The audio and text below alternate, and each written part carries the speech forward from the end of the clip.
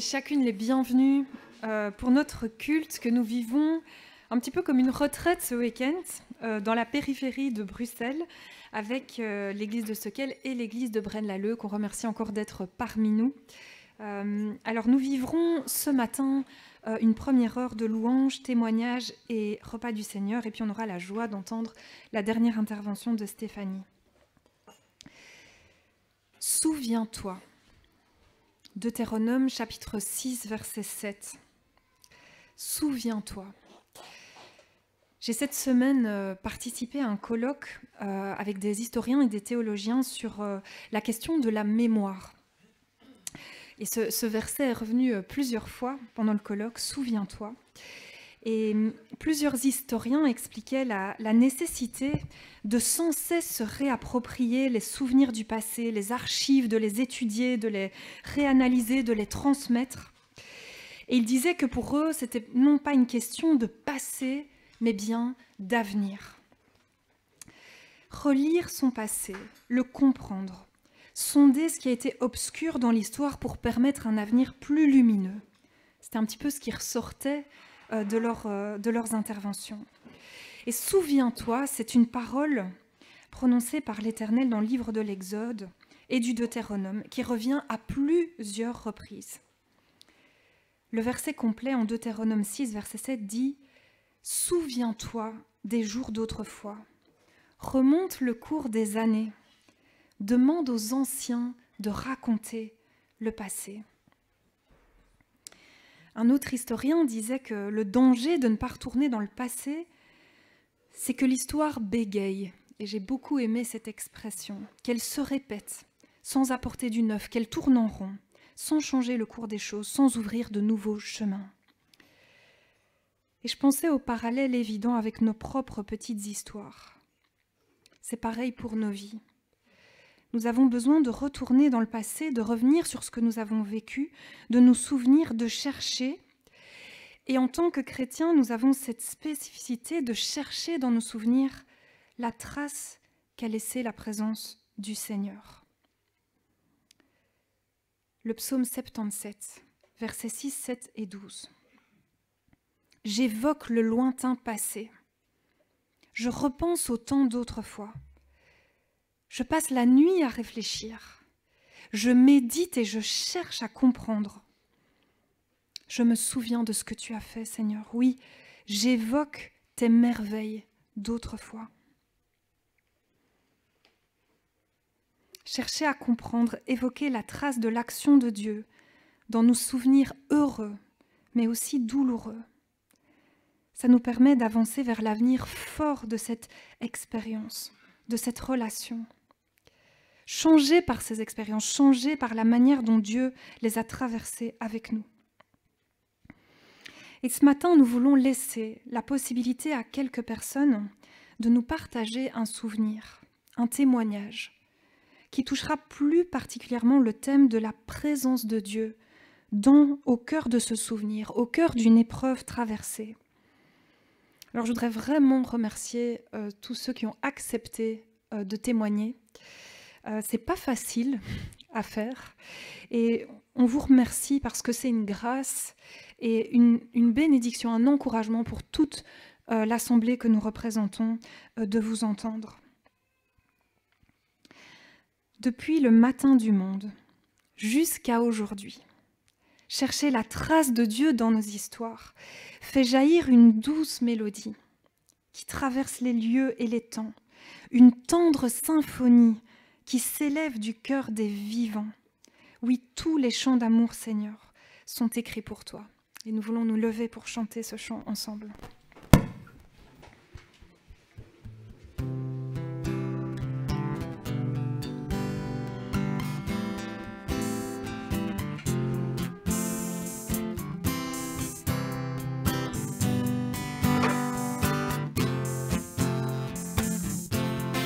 Quand tu souris au matin du monde, les anges de leur voix profonde entonnent un hymne à ta bienveillance. S'y joignent les étoiles, les mers ensemble, les cieux et la terre, les hommes, devant ton amour immense. Douce mélodie, traversant les lieux et les temps, tendre symphonie, s'élevant du cœur des vivants. Tous les chants d'amour sont écrits pour toi, tous les océans proclament ta grandeur, tous les cieux d'azur, les galaxies lointaines célèbrent ton nom. Les poèmes, les romances ne parlent que de toi, les jeunes filles qui dansent exaltent ta splendeur, le rire des nouveau-nés, les vieillards couronnés n'ont de plus beaux discours que tous leurs chants d'amour, à toi tous les chants d'amour. Quand tu souris au fond d'une étable parmi les bergers, les mages qui louent le Sauveur qui nous aimait. Sur la croix, tu souris encore pour moi, méprisant la mort du tort au prix de ma liberté. Les prophètes et les anges s'émerveillent encore devant ta gloire en se remémorant la plus belle de toutes les histoires. Tous les chants d'amour sont écrits pour toi, tous les océans proclament ta grandeur, tous les cieux d'azur, les galaxies lointaines célèbrent ton nom. Les poèmes, les romances ne parlent que de toi, les jeunes filles qui dansent exaltent ta splendeur, le rire des nouveau-nés, les vieillards couronnés n'ont de plus beaux discours que tous leurs chants d'amour, à toi tous les chants d'amour. À genoux devant le trône, nous t'apportons nos couronnes, nos airs de liberté et nos chants de grâce, car à toi reviennent, à toi se reviennent. Tous les chants d'amour sont écrits pour toi, tous les océans proclament ta grandeur, tous les cieux d'azur, les galaxies lointaines célèbrent ton nom. Les poèmes, les romances ne parlent que de toi, les jeunes filles qui dansent exaltent ta splendeur, le rire des nouveau-nés, les vieillards couronnés ont de plus beaux discours que tous leurs chants d'amour, à toi tous les chants d'amour. Je vais inviter Bernard à prier pour remettre notre culte.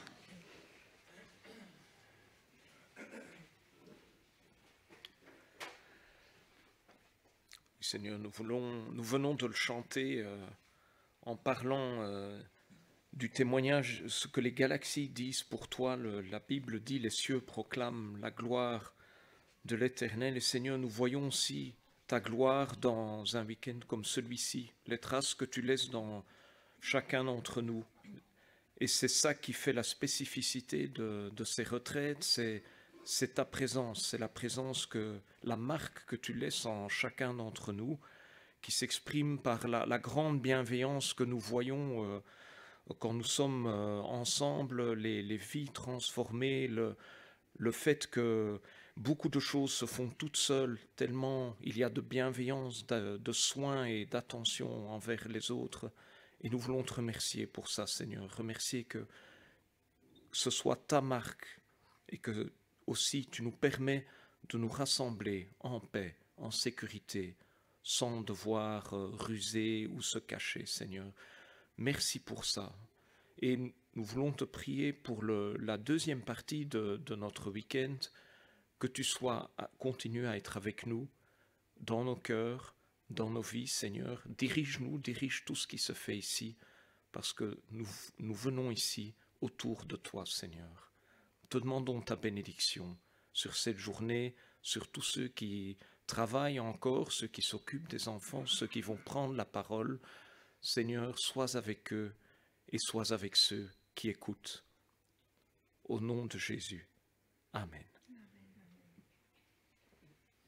Merci beaucoup Bernard. Et je vais inviter Carla et Anderson à venir rendre un témoignage.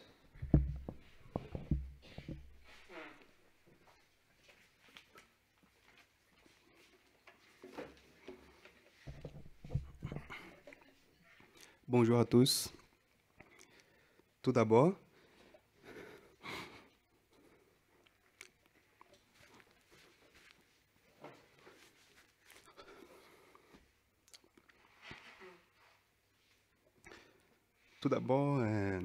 j'aimerais remercier Dieu pour me donner la force et le courage de faire ce témoignage.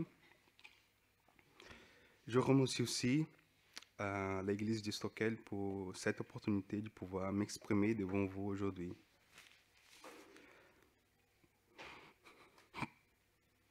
Pardon.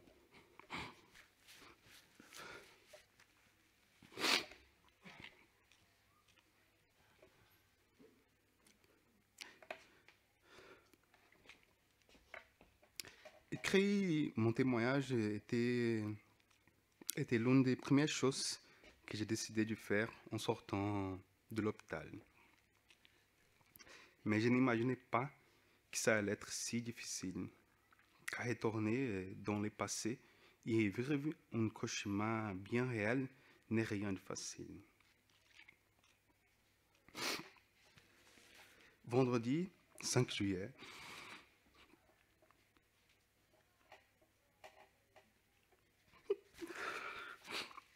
pardon.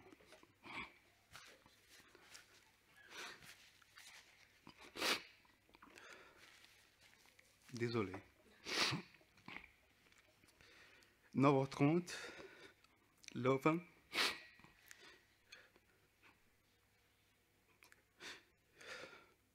C'est là qui commence le plus grand traumatisme et en même temps la plus grande bénédiction de ma vie. Je suis passé du risque de mort et paralysie à la vie après une chute libre sur le dos en travaillant à environ 3,5 mètres d'auteur. Directement sur un sol en béton et résultat, une fracture de la 7e cervicale et un début de compression de la moelle épinière. 3 jours après l'accident, une opération délicate, les médecins et les secouristes m'ont affirmé que le port de casque m'a sauvé la vie, tout comme ma jeunesse et ma musculature qui amortit l'impact. Bref, une combinaison de facteurs que beaucoup appelleront chance,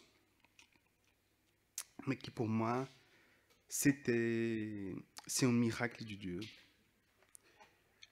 Je me souviens du regard perplexe de la kiné un jour après l'opération qui m'a demandé en rigolant s'il y avait un matelas par terre au moment de ma chute.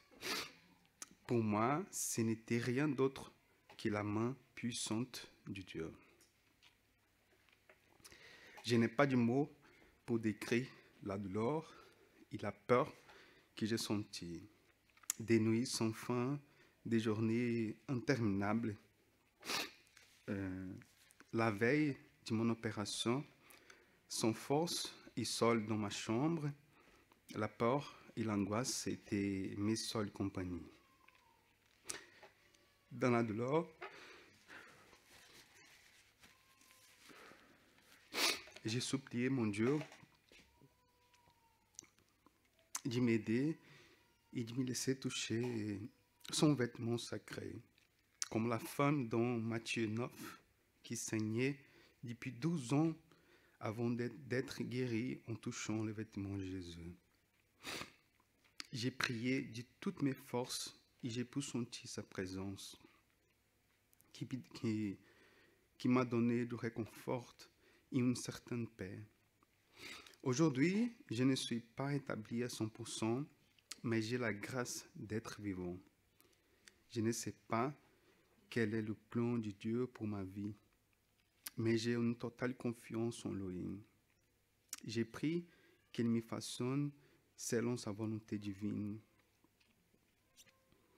Par ce témoignage, j'espère encourager tous ceux qui douteraient encore de la grâce et la miséricorde de notre Père céleste. Comme le rappelle Jérémie dans le 3e chapitre du livre Lamentations, les bontés de l'Éternel ne sont pas épuisées. Ses compassions ne prennent pas fin. Elles se renouvellent chaque matin, qui sa fidélité est grande. Amen.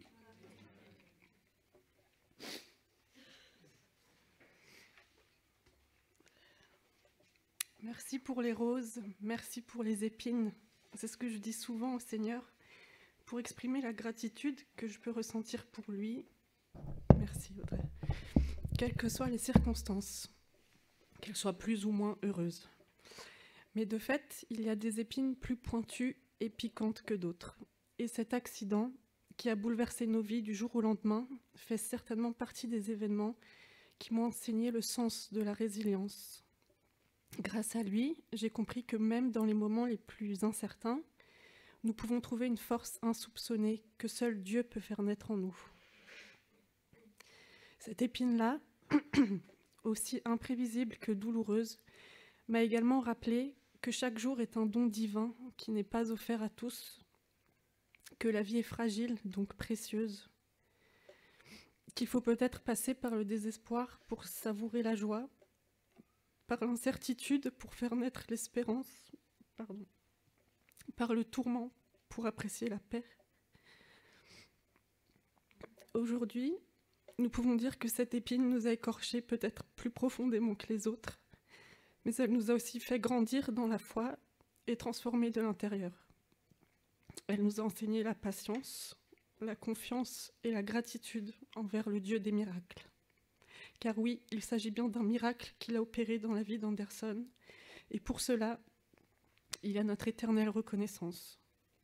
Nous sommes témoins qu'il protège, console, guérit, restaure, encore et encore. Ce qui nous a également permis de surmonter cette période difficile, c'est le soutien de l'Église.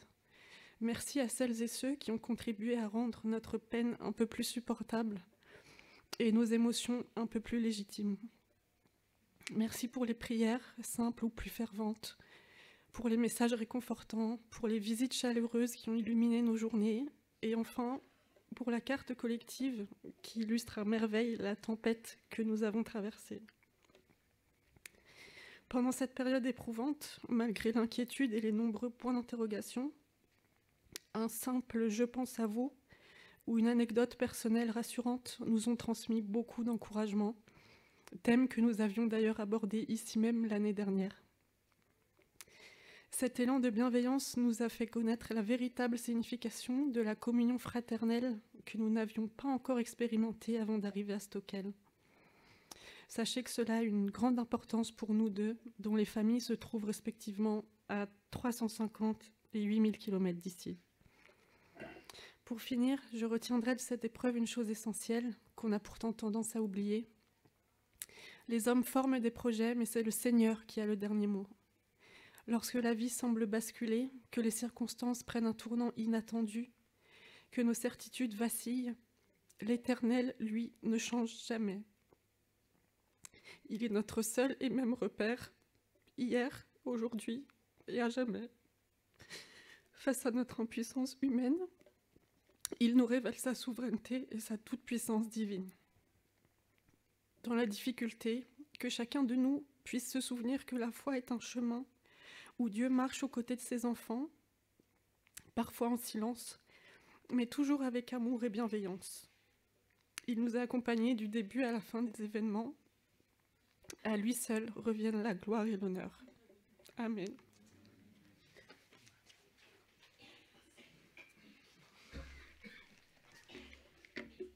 Un immense merci Carla Henderson. Et ils ont choisi le chant suivant. Pour moi, tu l'as fait. On peut se lever ou rester assis selon notre cœur.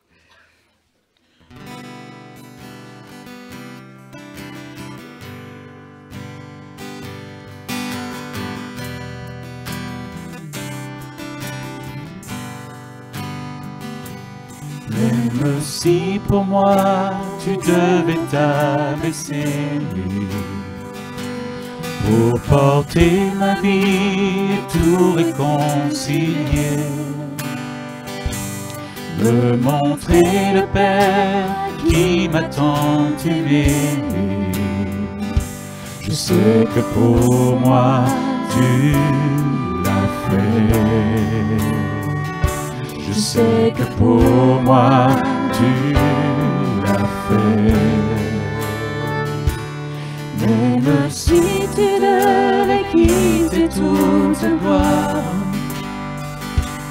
venir t'incarner, épouser notre histoire,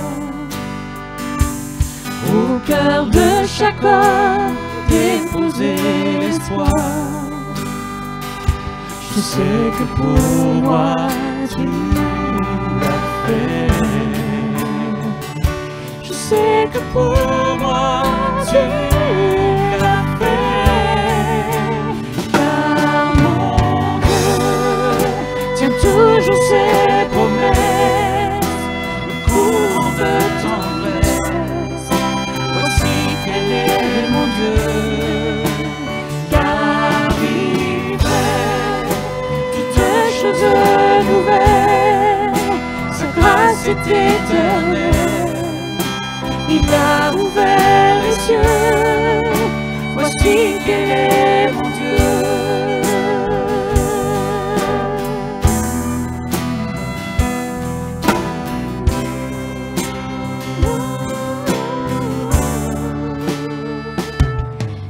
Même si la croix devenait ton fardeau,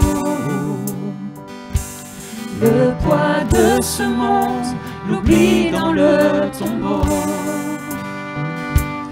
pour essuyer toute larme et tout sanglot. Je sais que pour moi tu l'as fait. Je sais que pour moi tu l'as fait. Car mon Dieu tient toujours ses promesses, me couvrant de tendresse. Voici quel est mon Dieu. Car il fait toutes choses nouvelles, sa grâce est éternelle. Il a ouvert les cieux, voici quel est mon Dieu. Voici quel est mon Dieu.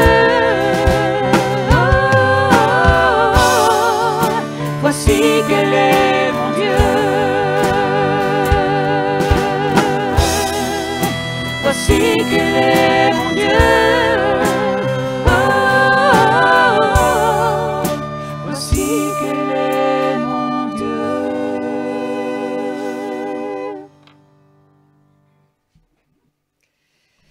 Je vais inviter Isabelle et puis directement après Claude.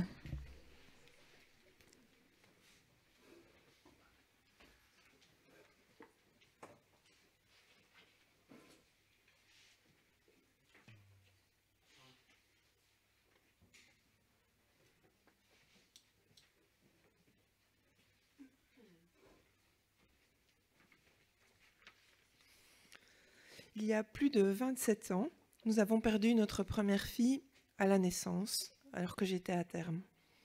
Je ne vais pas entrer dans les détails des circonstances. À notre époque et dans nos pays occidentaux, je ne pensais pas que ce genre de choses arrivait encore. Je n'y étais pas préparée et ça a été difficile. Le moment que je redoutais le plus, c'était l'enterrement. J'avais pris 2 paquets de mouchoirs parce que j'étais persuadée que j'allais pleurer toutes les larmes de mon corps. Finalement, au cimetière, je n'ai pas versé une larme.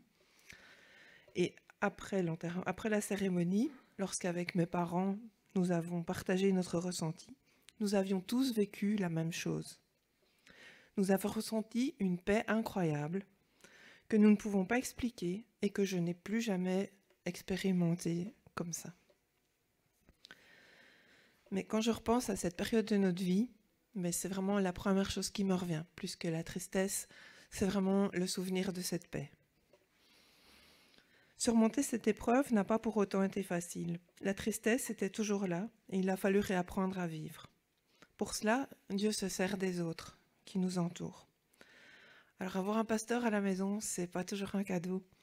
Mais là, Yves m'a vraiment aidée, car je ne me donnais plus le droit de vivre normalement. Un jour, il avait fait quelque chose ou dit quelque chose qui m'avait fait rire. Et vraiment, je culpabilisais parce que je me disais que je n'avais plus le droit de rire alors que ma fille était morte. Et sans son aide, je n'aurais peut-être pas réussi à surmonter ça. Alors Dieu ne fait pas disparaître notre tristesse comme par magie. On ne ressent pas toujours sa présence de façon tangible. Mais dans les moments difficiles, se souvenir, comme a dit Audrey, mais vraiment ça peut aider. Donc se souvenir de sa paix, de tout ce qu'il nous a donné dans les moments difficiles, ça peut aider encore à d'autres moments. Et même si on ne le ressent pas, il est là et il comprend parce qu'il a souffert lui-même de voir son fils mourir sur la croix. Et passer par là, mais ça nous permet à nous aussi de pouvoir comprendre et consoler ceux qui vivent les mêmes épreuves. À l'époque, avant la mort de ma fille, une de mes collègues proches avait perdu son mari. Et vraiment, je la fouillais, tellement je ne savais pas quoi lui dire. Ça me mettait vraiment mal à l'aise. Et voilà, l'expérience que j'ai vécue m'a aidé après à pouvoir aider, pouvoir consoler ceux qui vivaient les mêmes choses. Et donc, par ces moments, Dieu nous forme même dans les difficultés. Et les épreuves, comme dit Jacques, il faut les voir comme un sujet de joie parfaite. Alors, je ne suis pas sûre d'en être à ce stade.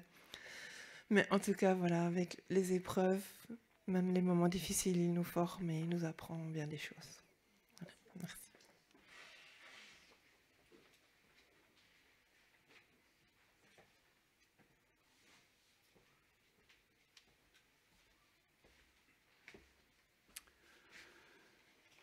Radicalement sceptique par tempérament, je me réveille encore 3 matins par semaine en me disant « Non, bien sûr, il n'est pas possible que ce soit vrai ». Et je partage depuis plus de 60 ans les propos de cet évêque anglican, Stephen Neil. Il m'arrive peut-être moins souvent que lui d'être traversé par cette question « Est-ce que tout cela est vrai ?» Le Dieu créateur de l'univers s'est fait homme en Jésus-Christ. Le Christ est mort sur une croix pour prendre sur lui le péché de l'humanité. Peut-être plus encore, le Dieu créateur de l'univers désire établir avec chacun d'entre nous une relation de profonde intimité. Tout ça semble tellement grand, tellement incroyable qu'on en arrive à douter que cela soit possible. Alors ou bien on perd pied, ou bien on s'accroche à une parole, une expérience, un témoignage qui viennent quelque peu apaiser nos doutes. La foi et le doute, la lumière et la nuit se côtoient dans nos parcours de vie et ce sera vrai jusqu'au terme de la course. À quoi nous accrocher lorsque la barque tangue sur une mer agitée? Il y a tout d'abord une parole qui nous dit que c'est vrai. Il y a un nombre incroyable de témoins qui le confirment. Et puis il y a aussi nos expériences qui nous disent que dans telle circonstance, dans telle situation, Dieu était là, comme Jacob en fuite le découvre et l'affirme à son réveil. Il y a un peu plus de 30 ans, le Seigneur m'a fait la grâce de découvrir la chambre retirée de Matthieu 6,6. Pour toi, quand tu veux prier, entre dans ta chambre retirée, verrouille ta porte et prie ton Père qui est là, dans le secret. Et depuis 30 ans, je cherche comment apprivoiser ce lieu, comment en faire le point d'ancrage de ma vie de foi. Et peut-être bien modestement dire à d'autres que ce lieu existe et qu'il est essentiel de le découvrir et de le fréquenter parce qu'on y est attendu. J'ai besoin fondamentalement de pouvoir goûter à cette présence aimée, cette présence apaisante qui me dit simplement « N'aie pas peur, je suis avec toi ». Toutes nos craintes, tous nos doutes, bien légitimes, c'est dans ce tête-à-tête nourri de la parole qu'ils trouveront leur apaisement.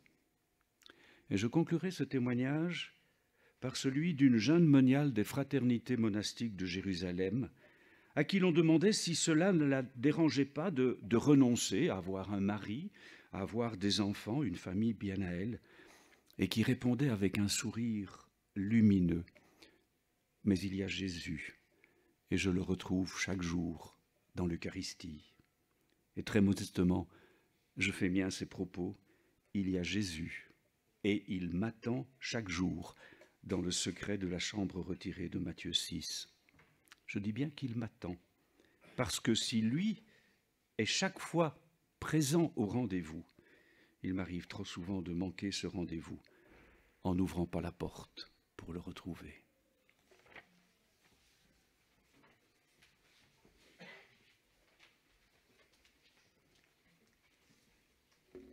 On va chanter « Celui que mon cœur aime ».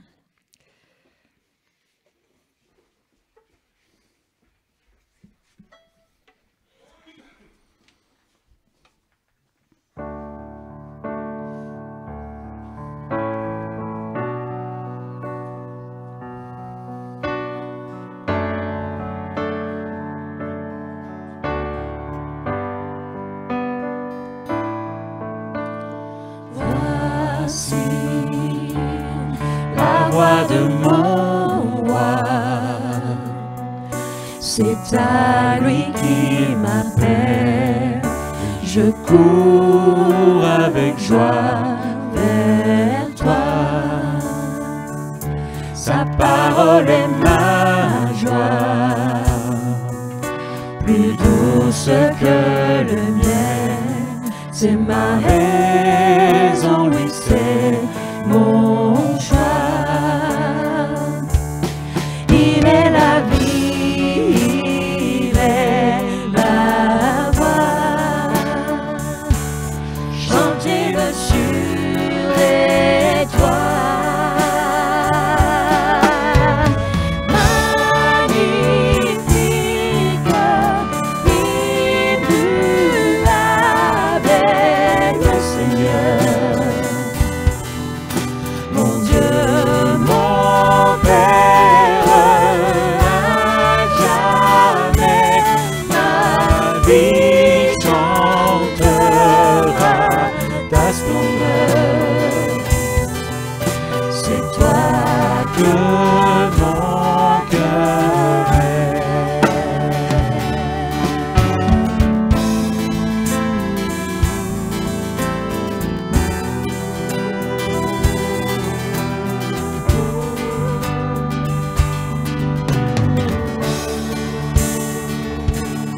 Christ est mon désir, son regard est sur moi. Oh, comment pourrais-je le fuir? Il est la vie, il est la voix. Chantez-le sur les toits. Magnifique, immutable est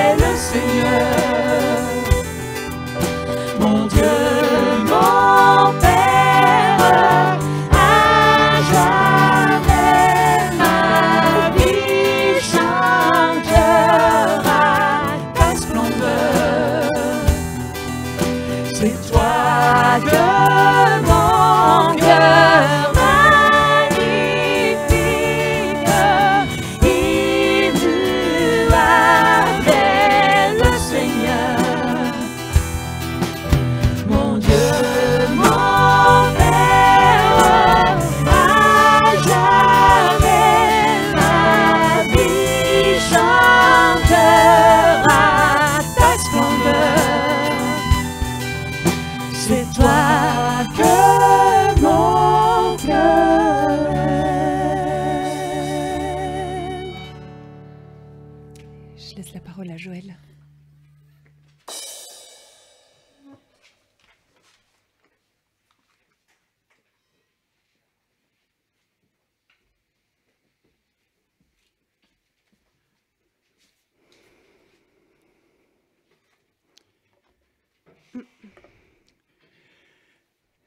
Comme certains d'entre vous, vous le savez, j'ai vécu en République démocratique du Congo pendant 2 ans et demi, entre 2017 et 2019.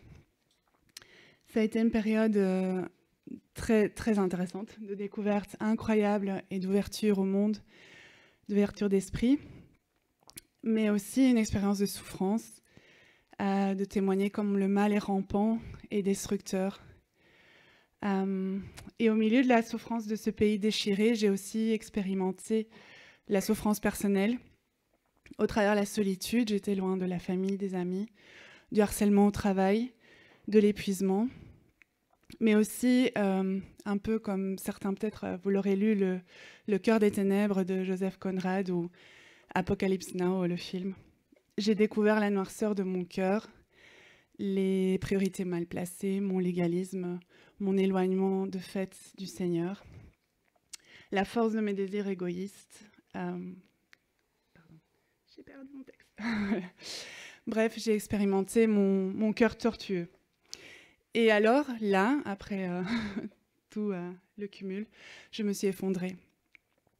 Et face à ce mur, j'ai crié au Seigneur. C'est très difficile de résumer comment j'ai expérimenté la présence du Seigneur durant ces temps-là, car il s'agirait de milliers de détails et ça s'est étalé sur plusieurs années. Mais je voudrais m'attarder sur 3 points. En premier lieu, la tendresse du Seigneur. Il y avait beaucoup de choses dans ma vie et dans mon cœur qui devaient changer, et encore maintenant. Mais le Seigneur ne m'a pas mis face à toutes ces choses d'un seul coup.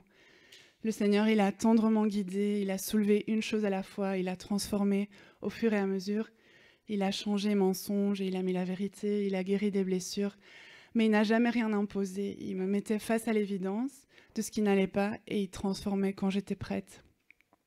Alors, de façon très pratique, j'ai expérimenté sa tendresse au travers de personnes qui m'étaient sur mon chemin, des personnes qui ont fait preuve de grâce, d'amour, qui m'ont accompagnée. Mais il m'a aussi parlé au travers de livres, de films, d'objets qui tombaient sur mes mains, de l'art même. Vraiment, il faisait attention à chaque détail. Le deuxième point que je voudrais soulever, c'est qu'il est là avant nous, toujours. Le tunnel peut paraître très très noir, on voit le fond, au fond il y a un bout, c'est la fin. Et le Seigneur, il est là devant moi, il a marqué mes pas. Jamais il m'a demandé de faire un pas sans lui. Mais pour ça, j'ai dû apprendre à prier, à lui parler, à être honnête devant lui, à lui demander des choses que peut-être je n'osais pas demander, parce qu'une bonne chrétienne ne demande pas ces choses-là. Et donc peut-être pour vous raconter un exemple des derniers mois quand j'étais au Congo, donc nous avions des cycles de 8 semaines, 6 semaines de service, 2 semaines de repos plus ou moins. Et donc je partageais une maison avec mon colocataire qui est suisse, mais nous ne coïncidions que 3 à 4 semaines de suite. Ça arrivait que je pouvais être 10 jours toute seule à la maison. Et j'ai demandé au Seigneur de ne plus être seule, de ne plus passer de nuitée seule. Et les 5 mois qui sont restés du temps que j'étais au Congo, j'ai jamais eu une nuit seule. Toujours on avait une chambre libre et toujours il y avait quelqu'un qu'on pouvait loger, accueillir, qui nous demandait qu'on l'accueille. Et ce sont des personnes qui m'ont rendu visite comme des anges. Elles ont fait du sport avec moi, on a papoté de choses qui n'ont aucun intérêt, on a rigolé. et certaines sont devenues des amitiés par la suite. Donc le Seigneur est là et parfois au travers les autres. Et finalement, le troisième point que je voulais soulever, c'est qu'il se révèle à nous tel qu'il décide de le faire et non tel que nous le souhaiterions. Comme je souffrais, je ne pouvais que me confier en lui, car c'est tout ce qui me restait. Et donc, si nous le laissons se révéler tel qu'il est, si nous sommes à l'écoute, nous nous émerveillerons de le découvrir. Et oui, j'ai découvert que oui, l'espérance et la joie sont dans sa présence. Non, je ne suis pas seule. Et oui, je suis aimée profondément. Amen.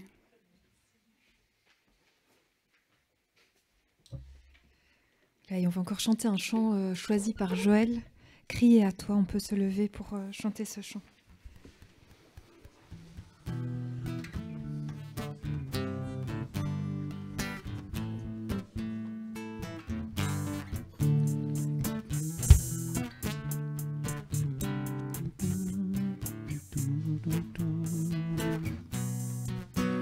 Comme soupire une biche après l'eau d'un ruisseau, moi aussi, ô Seigneur, je soupire après toi.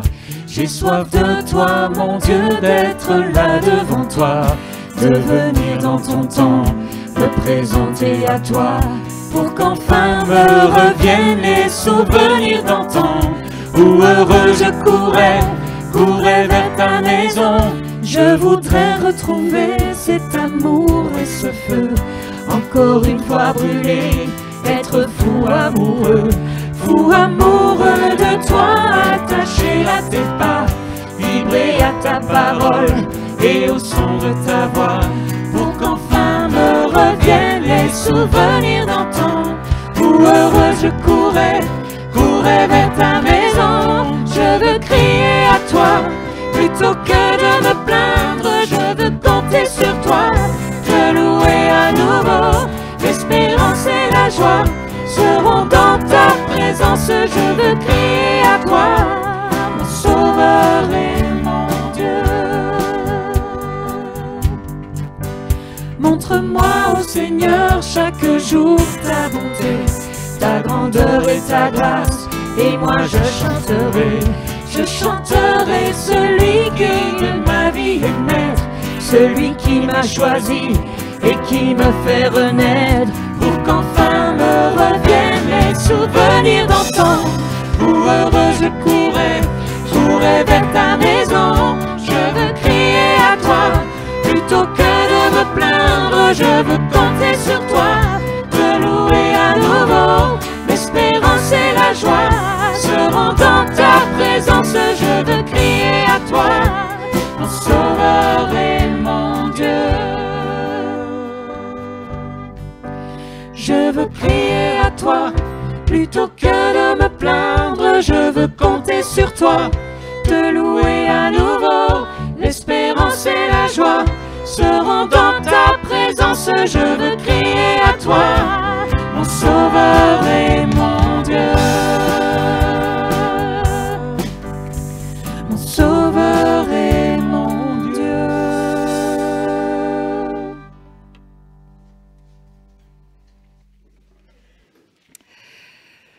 Merci vraiment pour tous les témoignages qui ont été apportés, qui nous préparent déjà, je pense, très concrètement à prendre, à s'approcher du repas du Seigneur. Comme tous les dimanches, nous voulons maintenant cultiver un souvenir crucial pour nous. Nous voulons nous remémorer le don fondamental que Jésus a fait pour l'humanité. Et ce souvenir, c'est comme un centre de gravité dans nos vies. Nous revenons à ce souvenir pour nous rappeler que la source de la vie avec un grand V, c'est un don d'amour absolu. Nous pouvons relire toutes nos vies, je pense que ça a été fait ce matin, au travers de cette croix. Et chaque semaine, je crois que nous avons besoin de relire notre semaine au travers de la croix, au travers de ce paradigme d'amour. Et quand on s'approche du repas du Seigneur, on vit un moment de vérité. Quand on se replace face à ce moment de l'histoire, Je peux voir ce qui était un manquement à l'amour tel que Jésus l'a enseigné, l'a incarné dans ma semaine. Et je peux lui déposer. Et dans le même mouvement, je m'élance vers une nouvelle semaine, inspirée par cet amour qui se donne, qui est générosité totale, bonté totale, qui est résurrection et vie. Ce moment de vérité, ce n'est pas un moment de culpabilisation, de condamnation. C'est un moment où on se rappelle justement de ce regard d'amour, de tendresse, comme Joël l'a rappelé, posé sur nous par notre Père céleste. On se rappelle jusqu'où il est venu nous rejoindre. Alors que nous puissions chacun vivre un face-à-face avec le Seigneur maintenant et que nous puissions vivre ce moment dans la vérité et la liberté. Le Seigneur Jésus, dans la nuit où il fut livré, il prit du pain et après avoir remercié Dieu, il le rompit et dit « Ceci est mon corps qui est pour vous. Faites ceci en mémoire de moi. » De même, il prit la coupe après le repas et dit « Cette coupe est la nouvelle alliance de Dieu, garantie par mon sang. Toutes les fois que vous en boirez, faites-le en mémoire de moi. »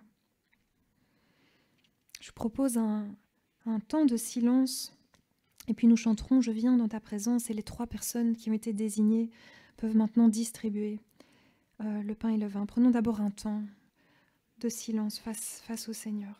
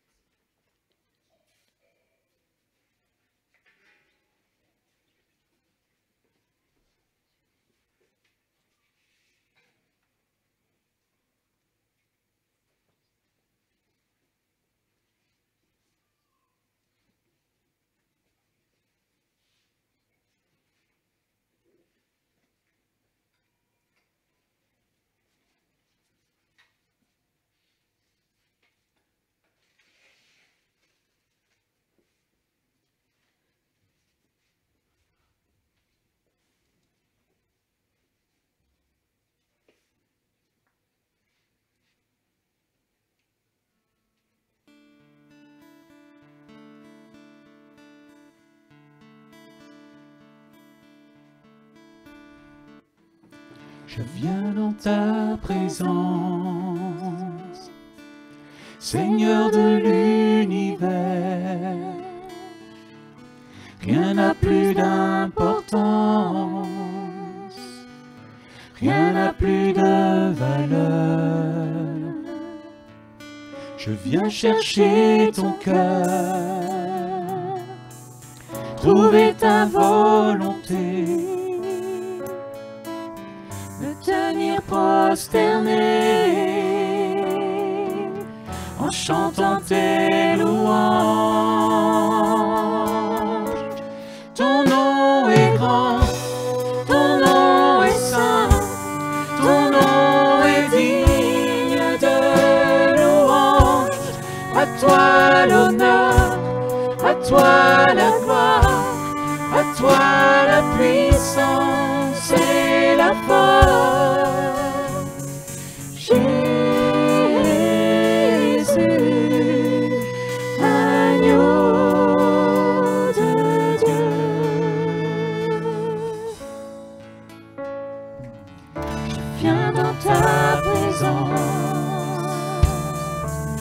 Déposer mes fardeaux,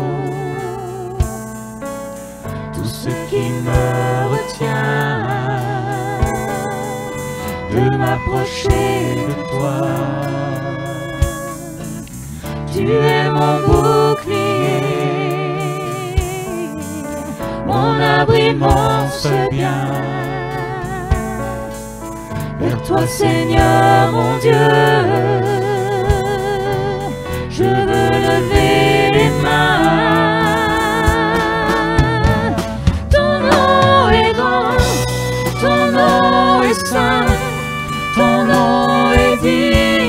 de louange, à toi l'honneur, à toi la gloire, à toi la puissance et la force. Jésus, agneau de Dieu, ton nom est grand, ton nom est saint, ton nom est digne de louange. À toi l'honneur, à toi la gloire, à toi la puissance et la force. Jésus, agneau de Dieu.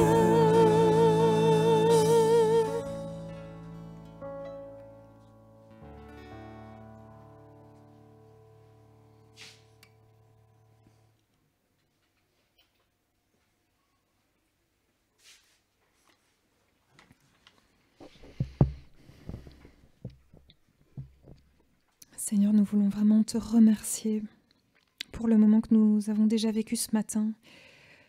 Merci pour les traces concrètes de ta grâce dans nos vies.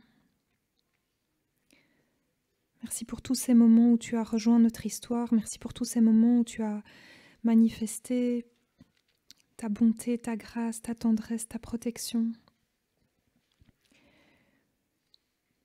Seigneur, on veut vraiment, au pied de ta croix, cultiver ces souvenirs, nous remémorer des traces de ta présence dans nos vies. Merci pour ta résurrection, merci pour ton pardon, merci pour la transformation que tu opères dans nos cœurs par ton Saint-Esprit. Nous voulons maintenant penser aussi à tous ceux qui célèbrent ce moment partout dans le monde, autour du pain et du vin. Nous voulons penser à tous ceux qui sont dans des pays où ce n'est pas possible de se rassembler librement.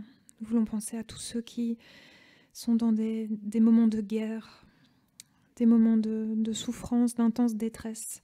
Nous voulons vraiment, Seigneur, les amener devant toi et te supplier de poursuivre ton œuvre, d'accompagner, de restaurer, de transformer les cœurs.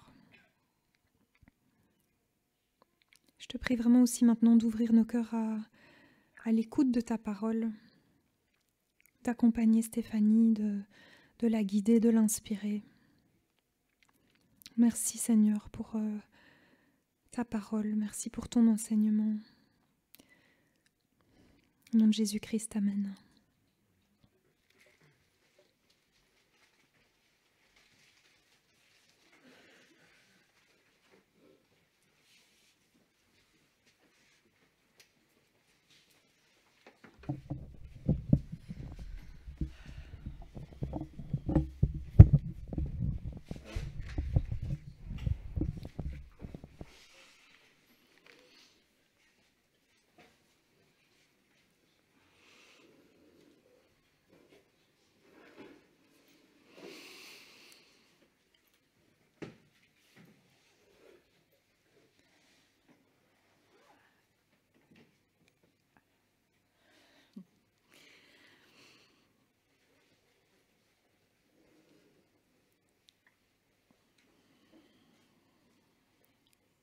« 2024 a été une année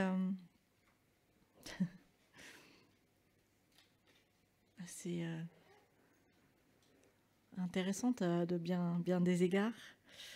Et puis c'était une année d'élections un peu partout dans le monde, avec certaines élections un peu plus médiatisées que d'autres. Nous avons entendu beaucoup de déclarations, de promesses, d'engagements, des programmes qui ont été annoncés. Je ne sais pas si en Belgique vous avez eu des élections cette année, mais c'est vrai qu'il y en avait un petit peu partout.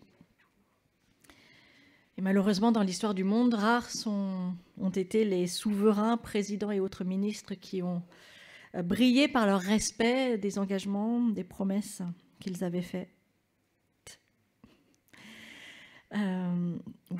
Peu ont peu ont marqué finalement l'histoire par leur désir de servir le peuple, de servir tout le peuple et de lui accorder la priorité. Une seule personne a fait ça, si j'ose dire, dans l'histoire du monde. Un seul est capable de respecter toutes ses promesses, un seul est capable de respecter tous ses engagements et n'a jamais failli dans ses promesses. C'est bien sûr notre Dieu qui est vraiment notre souverain tout-puissant, fidèle, immuable. Nous l'avons chanté. Et donc, c'est vrai que devant tant de déception, il n'est pas très étonnant que les Français soient connus pour être des râleurs. Je suis française, même si je travaille en Suisse, mais on est connus pour passer notre temps à critiquer et puis critiquer les responsables assez vite aussi. Dès le lendemain d'une élection, on critique. Et on remet en question la légitimité de toute autorité. Alors, au-delà de la France, il semble que le monde occidental et peut-être au-delà, dans son ensemble, soit touché par une remise en question du pouvoir, de l'autorité de manière assez générale. Même dans l'Église, la notion d'autorité est remise en question parce que peut-être, certainement, possiblement, il y a une mauvaise compréhension de ce que cela veut dire. Et justement, on est dans une période où on redéfinit vraiment ce que c'est que cette autorité et la manière dont elle s'exerce et d'où elle vient, cette autorité. Et malgré les apparences, ce n'est pas un phénomène nouveau dans l'Église parce que finalement, Paul, notre apôtre que nous écoutons depuis hier, un peu plus particulièrement, était confronté très régulièrement à des remises en question de son autorité, de sa légitimité. J'en ai déjà parlé. Et beaucoup le critiquaient. C'est une thématique principale de la seconde lettre de Paul aux Corinthiens. C'est cette réponse à ces critiques. Nous avons mis beaucoup en avant hier la manière dont Paul se présente comme un anti-héros, comme un simple outil de la grâce et de la puissance de Dieu, de ses faiblesses, et qu'il ne voulait pas cacher, qu'il voulait plutôt même que Dieu utilise ses faiblesses pour les glorifier. Il a été dans cette attitude tout au long de sa lettre, mais pas seulement. Et c'est un petit peu aussi cette interpellation qu'il fait aux Corinthiens que nous allons lire ce matin dans le chapitre 12 de cette épître de 2 Corinthiens, donc le chapitre 12 que l'on a commencé à lire hier et que nous continuons à lire hier. C'est 2 Corinthiens 12 à partir du verset 11. Donc vous vous souvenez, ceux qui étaient là hier, du contexte, que Paul a accepté de rentrer dans le jeu des Corinthiens en jouant un petit peu à ce jeu du « c'est moi le plus fort » et voilà pourquoi, avec beaucoup d'ironie et puis en prenant les gens, ses interlocuteurs à contre-pied. Mais verset 11, donc il continue « J'ai été fou en me vantant ainsi, mais vous m'y avez contraint. C'est par vous que j'aurais dû être recommandé, car je n'ai en rien été inférieur à ces super apôtres, bien que je ne sois rien. Les marques de mon ministère d'apôtre ont été produites au milieu de vous par une persévérance à toute épreuve, par des signes, des prodiges et des miracles. En quoi avez-vous été moins bien traités que les autres églises, sinon que je n'ai pas été à votre charge? Pardonnez-moi cette injustice, dit Paul. Voici que pour la 3e fois, je suis prêt à aller chez vous, et je ne serai pas à votre charge, car ce ne sont pas vos biens que je recherche, c'est vous-même. En effet, ce n'est pas aux enfants de faire des réserves pour leurs parents, mais aux parents pour leurs enfants. Quant à moi, je ferai très volontiers des dépenses, et je me dépenserai moi-même pour vous-même si plus je vous aime. Et je me dépenserai moi-même pour vous, même si, plus je vous aime, moins je suis aimé de vous. Soit je n'ai pas été à votre charge, mais fourbe comme je suis, je vous aurais pris par ruse. Vous ai-je exploité par l'un de ceux que je vous ai envoyés? J'ai encouragé Tite à aller chez vous et avec lui, j'ai envoyé le frère. Est-ce que Tite a exigé quelque chose de vous? N'avons-nous pas marché dans le même esprit, sur les mêmes traces? Vous vous imaginez depuis longtemps que nous cherchons à nous justifier devant vous. C'est devant Dieu, en Christ, que nous parlons. Et tout cela, bien-aimé, pour votre édification.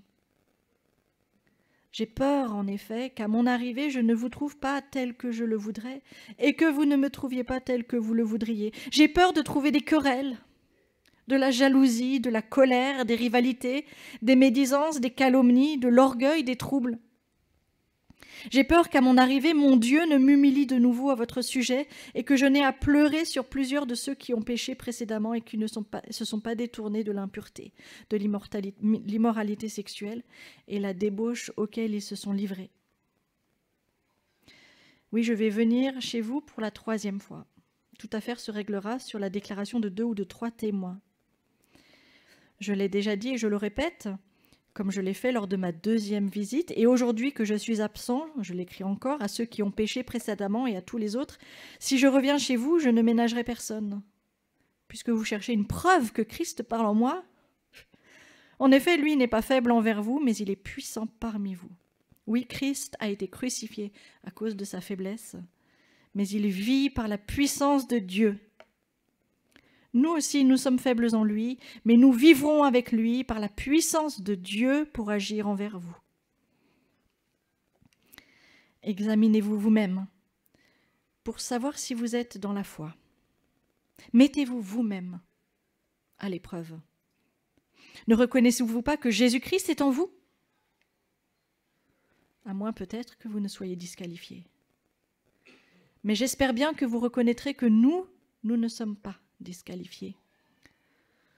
Cependant, je prie Dieu que vous ne fassiez rien de mal, non pour que nous paraissions nous-mêmes avoir réussi, mais afin que vous pratiquiez le bien, même si nous semblons disqualifiés.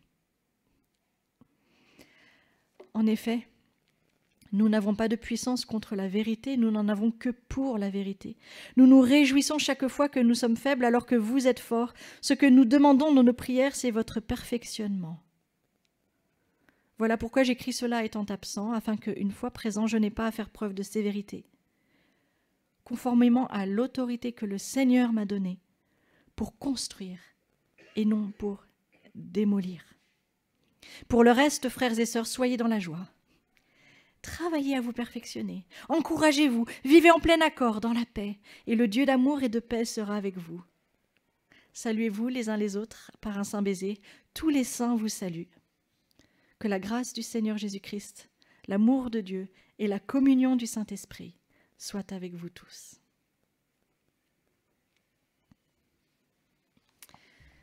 Un appel au changement. Paul va venir les voir pour la 3e fois et il se demande encore quel sera l'accueil qui lui sera fait. Tite était revenu de Corinthe avec de bonnes nouvelles qui avaient réjoui le cœur de l'apôtre. Mais il sait que tout n'est pas résolu pour autant. Nous avons plusieurs fois mentionné les difficultés que Paul a traversées, ses souffrances, même physiques. Et ce qui le touche ici profondément, ce sont ses critiques, ses remises en cause permanentes, ces fausses accusations qui persistent. Et cette injustice est extrêmement douloureuse pour lui. Le verset 15, que malheureusement j'ai mal lu, est comme un cri du cœur.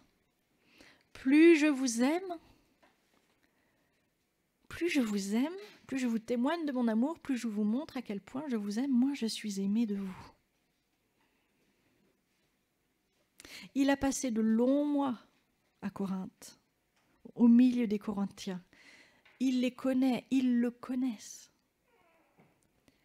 Plus tard, il est venu une 2e fois pour encourager, encore, pour affermir l'Église, pour remettre certaines choses au clair, certains comportements qui doivent être mis de côté.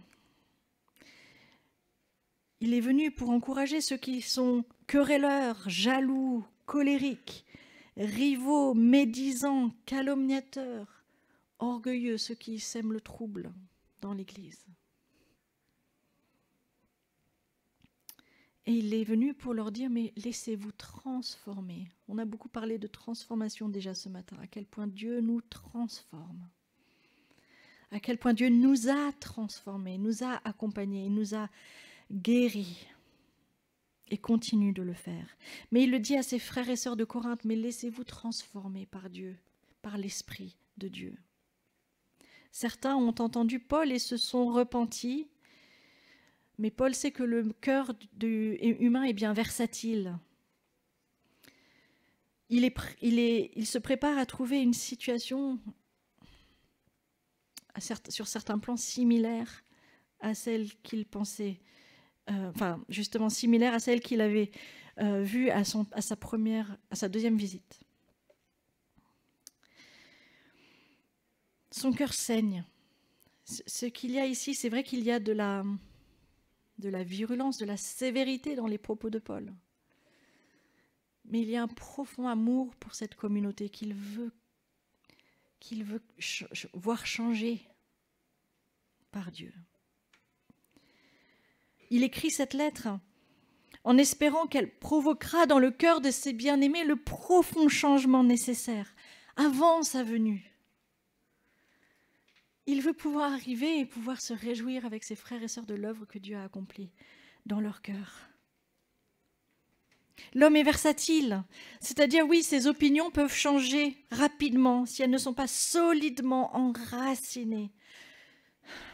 Parce que si elles ne sont pas solidement enracinées, eh bien la première idée qui viendra, qui lui semblera bonne, à la première théorie qui arrivera et puis qui finalement correspondra bien à ses désirs et à ses intuitions, eh bien il laissera tomber. Paul est réaliste et nous devons l'être aussi. La nature humaine n'a pas beaucoup changé depuis 2000 ans. Oui, Paul sait très bien que l'esprit humain est versatile s'il n'est pas profondément enraciné en Christ.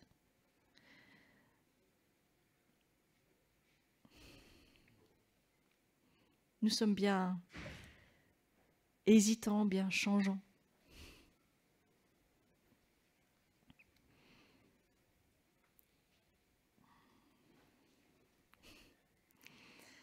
Et on apprend. Et on apprend. Pendant longtemps, j'ai cru que Dieu essayait de m'appeler. Je pensais que Dieu essayait de m'apprendre la patience. Au travers des événements de la vie, des circonstances de la vie, je pensais que Dieu m'apprenait la patience. Et je n'y arrivais pas.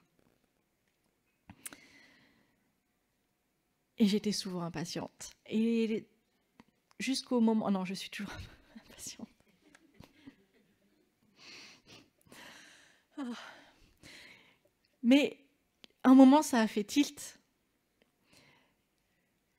Qu'au moment où je croyais que ce que je devais apprendre, c'était la patience, en fait, j'ai compris que Dieu voulait m'apprendre à vivre au présent. Et c'est le problème de l'impatience, c'est de ne pas être satisfait du présent. Et donc on veut avancer plus vite. Bref, on apprend et on apprend encore. Mais aussi on a des... Ah, c'est pas évident. Mais oui, donc Paul, il connaît l'esprit humain. Et il sait qu'il faut quand même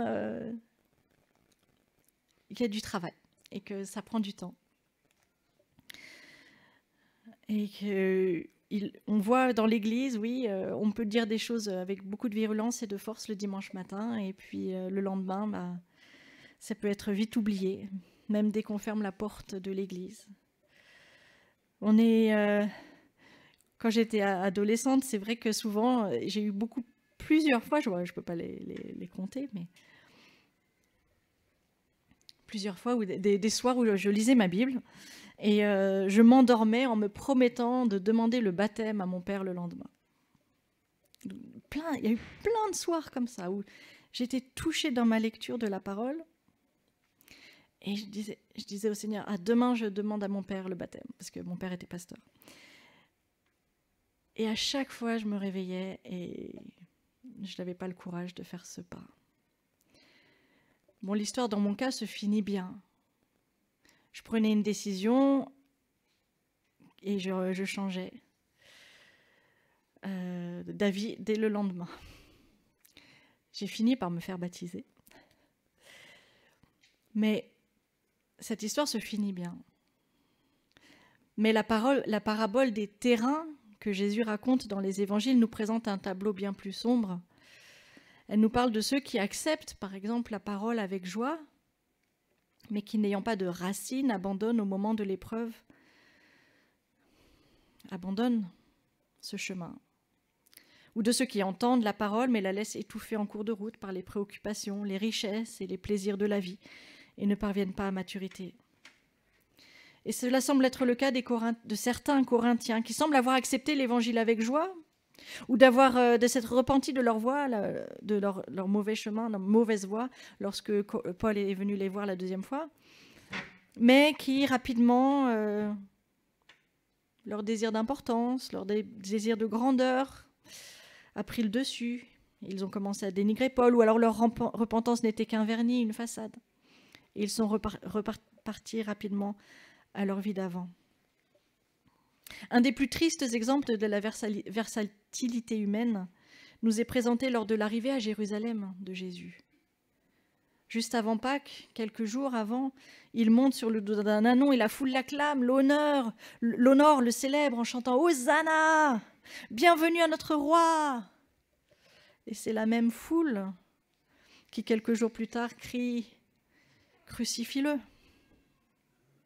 Paul sait que si nous ne sommes pas fermement en Christ, nous faisons tous partie de cette foule qui un jour acclame et l'autre condamne. Si Christ ne vit pas en nous, nous sommes comme Pierre qui confesse, puis renie. Si nous ne sommes pas dans la foi, nous sommes comme certains Corinthiens qui acceptent la parole, la vérité, mais qui n'en voient pas leur vie transformée et qui ont vite fait de critiquer. Et cette histoire, oui, c'est aussi la nôtre. Il arrive bien souvent que la critique, l'insatisfaction s'expriment vite, bien plus vite que la bienveillance, bien plus vite que l'amour, bien plus vite que la patience. L'évangile que nous annonçons est l'évangile de Christ. Il est puissant et efficace. Mais cet évangile est tellement à contre-courant, tellement contre-intuitif, qu'il est souvent mal compris, attaqué, mal appliqué.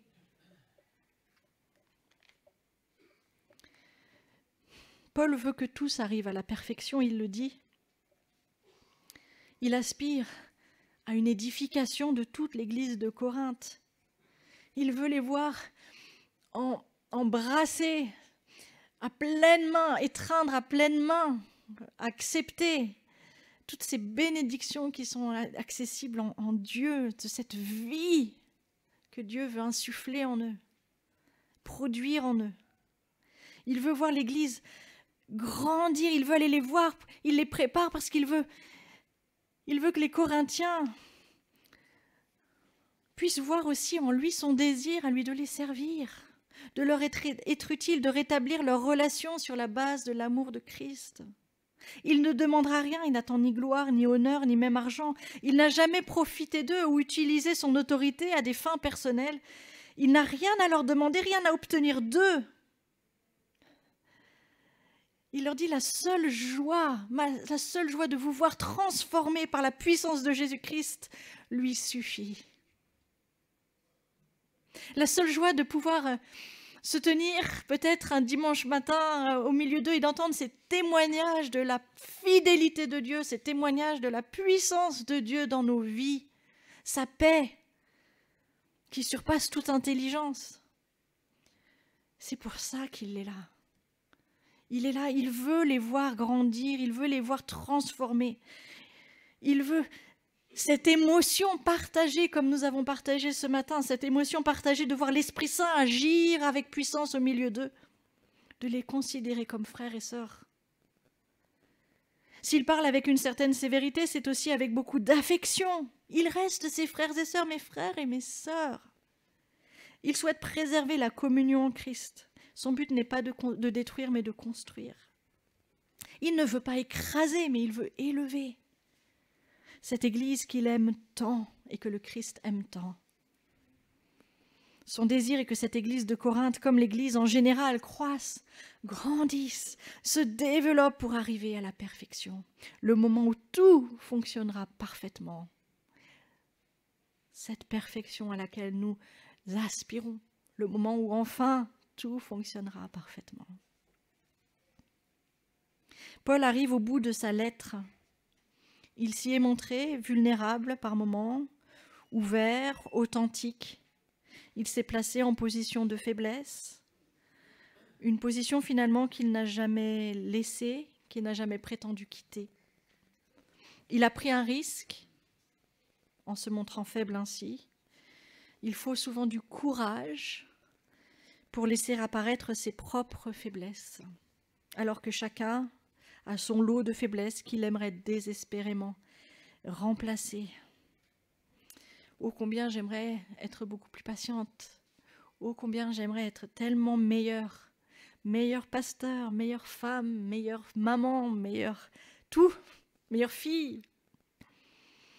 Chacun a son lot de faiblesses que nous aimerions remplacer. Nous recherchons spontanément à dissimuler pour ne pas perdre la face. Paul, lui, a eu le courage de se montrer tel qu'il est, avec confiance. Confiance en ce Dieu qui a commencé en lui cette œuvre et qui la poursuivra jusqu'au bout. Confiance en cet amour que Dieu, le Père, a pour lui. Parce qu'il sait où il en est. Il a pris le risque de pouvoir parler avec franchise et honnêteté parce qu'il sait qui il est. Il sait où il en est. Il sait qu'il est en Christ. Et il sait que Christ vit en lui. Il le sait. Il est en Christ et Christ vit en lui. L'autorité que ses détracteurs lui contestent, il sait qu'elle vient du Seigneur. Il sait qu'elle lui a été donnée par le Seigneur dans un certain but, pour l'édification, pour l'élévation de l'Église, pour être utile à l'Église, pour servir l'Église. Elle vient du Seigneur, cette autorité, le Seigneur auquel il souhaite plus que tout rester attaché, enraciné et fondé solidement. Son Seigneur est mort sur la croix. Le Messie, le roi, est mort crucifié, après avoir été battu et moqué injustement. Son Seigneur a été le roi serviteur qui s'est mis au service de ceux qu'il aime. Paul trouve son assurance dans sa faiblesse, car c'est alors que la puissance de Dieu se révèle. Parce que le roi serviteur vit aujourd'hui, il est vivant et agissant, et c'est la vérité. L'évangile est proclamé. Les Corinthiens ont vu la puissance de Dieu en action. Ils ont vu les signes merveilleux de l'œuvre du Saint-Esprit. Des signes, des prodiges, des miracles.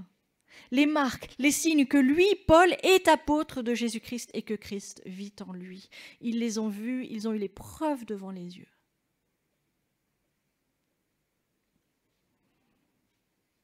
À aucun moment, face aux critiques, Paul ne doute, semble-t-il. Qui sait?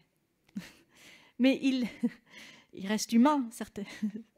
Mais il ne l'exprime pas. Il est assuré. La révélation qu'il a reçue de Dieu, il s'y est enraciné. Il s'est construit dessus. Ce sont ses fondations. Il a bâti sa vie sur le roc. Il sait qu'il n'est pas infaillible. Il sait qu'il fera des erreurs.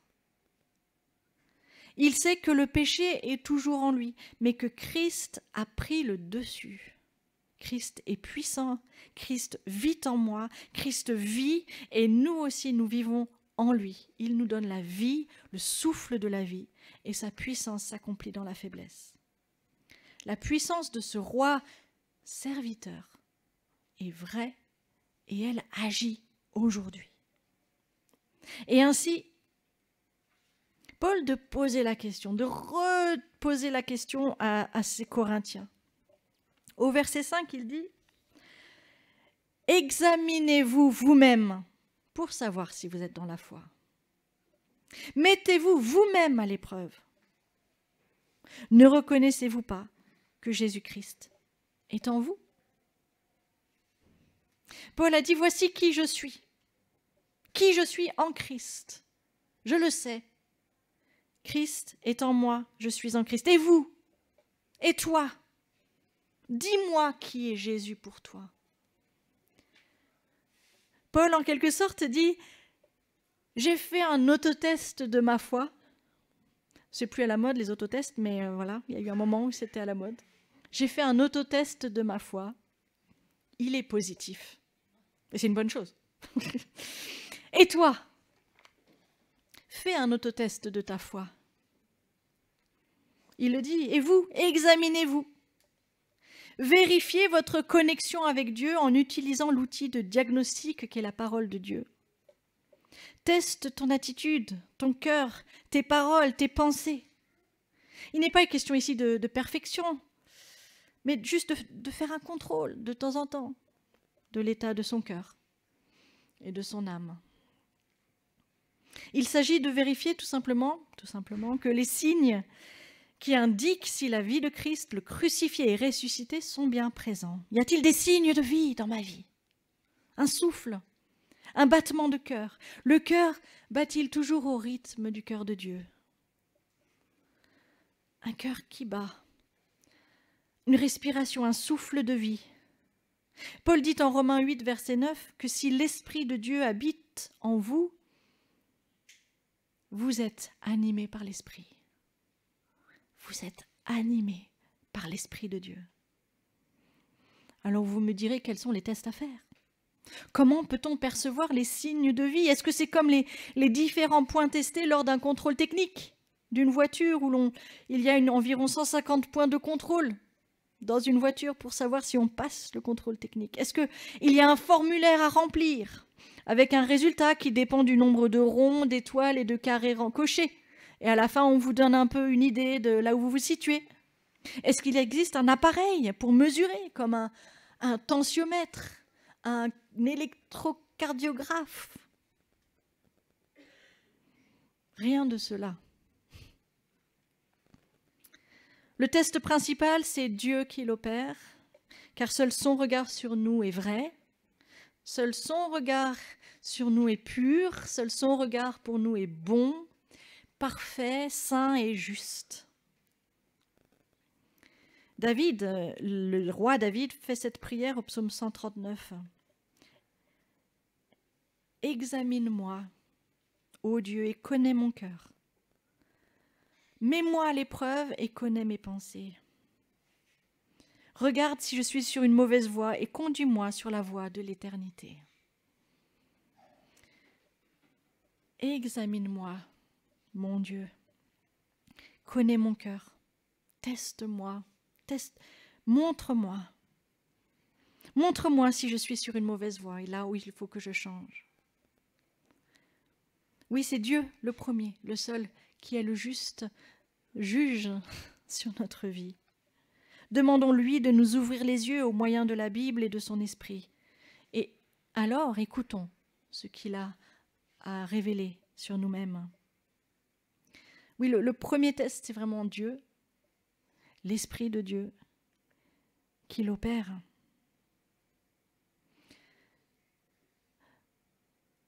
Un deuxième test, c'est de regarder en arrière. Aussi, on a parlé des souvenirs, du chemin parcouru, des endroits, des instants clés, des moments où nous avons expérimenté quelque chose. De regarder en arrière, de voir le chemin parcouru. Mais aussi, en regardant le chemin parcouru, même si on ne remarque pas forcément de sommet, on voit toute la progression et on voit la fidélité de Dieu. C'est souvent après coup quand on pose un regard sur le passé, que l'on voit que jamais Dieu nous a lâché la main, que jamais il nous a lâchés, il nous a abandonnés. Il y a eu un moment où Matt Redman avait composé ce chant qui disait que, je ne crois pas qu'il ait été traduit, mais que jamais, pas une seule fois, Dieu ne m'a lâché la main. Alors que c'est Matt Redman qui parlait donc Matt Redman, c'est un compositeur de louanges britannique, et qui a eu des moments, qui disait qu'il a vécu des moments où il était comme en haut d'une montagne, et parfois comme tout au fond d'une vallée. Et dans cette chanson, il dit que du plus haut sommet jusqu'au plus profond, il a bien vu que jamais Dieu ne l'avait lâché une seule fois sur ce chemin de haut et de bas. Mais oui, regardez sur le passé, on voit ce que Dieu fait. Et on voit ce que que l'Esprit de Dieu produit en nous. Parce qu'un autre test que l'Écriture propose est le test du fruit. Il y a plusieurs passages de la parole qui parlent du fruit que nous portons, que Dieu porte en nous. L'Écriture dit que les sarments qui ne portent pas de fruits sont coupés. Matthieu 7, versets 15 à 20, Jésus dit « Méfiez-vous des prétendus prophètes. Ils viennent à vous en vêtements de brebis, mais au-dedans, ce sont des loups voraces. Vous les reconnaîtrez à leurs fruits. » Le test du fruit. Cueille-t-on des raisins sur des ronces ou des figues sur des chardons? Tout bon arbre produit de bons fruits, mais le mauvais arbre produit de mauvais fruits. Un bon arbre ne peut pas porter de mauvais fruits, ni un mauvais arbre porter de bons fruits. Tout arbre qui ne produit pas de bons fruits est coupé et jeté au feu. C'est donc à leurs fruits que vous les reconnaîtrez, que vous reconnaîtrez les prétendus prophètes, les loups voraces déguisés en brebis. Mais c'est aussi à leurs fruits que vous reconnaîtrez les vrais prophètes, les brebis, les disciples, les fils et filles de Dieu. Et alors, quel fruit portons-nous? Le fruit que nous portons est celui que l'Esprit produit en nous. Ce n'est pas les œuvres que nous faisons en premier qui sont là, c'est le fruit de l'Esprit. L'amour pour Dieu, l'amour les uns pour les autres, la joie, la paix, la reconnaissance. Est-ce que l'Esprit agit encore en moi? Est-ce que je laisse encore l'Esprit de Dieu agir en moi et produire ce fruit, ces fruits de la repentance, ces fruits de justice, ce fruit d'un cœur transformé, ce fruit d'une intelligence transformée? Et l'autre test, enfin, que la Bible nous propose, c'est Jacques qui nous en donne la clé. Nous avons parlé de Jacques tout à l'heure. Oui, les épreuves agissent comme des mises à l'épreuve de notre foi, qui la testent et la renforcent et produisent le fruit de la persévérance. Et oui, les épreuves aussi. Aussi, comment est-ce que ma foi réagit à ces épreuves? Est-ce que ma foi est fragile ou solide dans l'épreuve? Lorsque les émotions de peur, de colère ou de tristesse s'estompent, ou dans les hauts et les bas d'un saint processus de deuil, est-ce que les sentiments, les émotions s'estompent? Est-ce que je garde confiance en mon Dieu qui conduit toutes choses pour mon bien? Si je parle des émotions, c'est qu'il y a ces moments, bien sûr, où on a l'impression de lâcher la main. Mais à quel moment est-ce que je reprends la main de Dieu qui lui ne nous a jamais lâchés? Et est-ce que, au fur et à mesure, mes habitudes et mes réactions instinctives évoluent?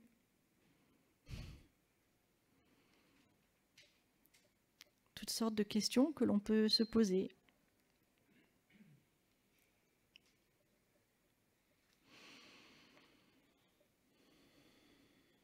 C'est ce que Paul souhaite que les Corinthiens fassent. Prenez un peu de temps Examinez-vous vous-même pour savoir si vous êtes dans la foi. Vous êtes mes critiques, vous remettez en question toute mon autorité, ma légitimité. Je sais qui je suis, mais vous alors, est-ce que vous vous êtes posé la question? C'est ce qu'il dit aux Corinthiens. Examinez-vous vous-même pour savoir si vous êtes dans la foi. Mettez-vous vous-même à l'épreuve. Ne reconnaissez-vous pas que Jésus-Christ est en vous? Jésus-Christ en vous. Prenez un peu de temps pour faire ce contrôle technique. Faites le contrôle de ces points de contrôle, vos paroles, vos actes, votre connexion à Dieu. Contrôlez votre esprit, votre âme et votre corps. Paul, lui, a passé le test. Les Corinthiens, chacun d'eux, est-ce qu'il le passera? Il le souhaite du plus profond de son cœur.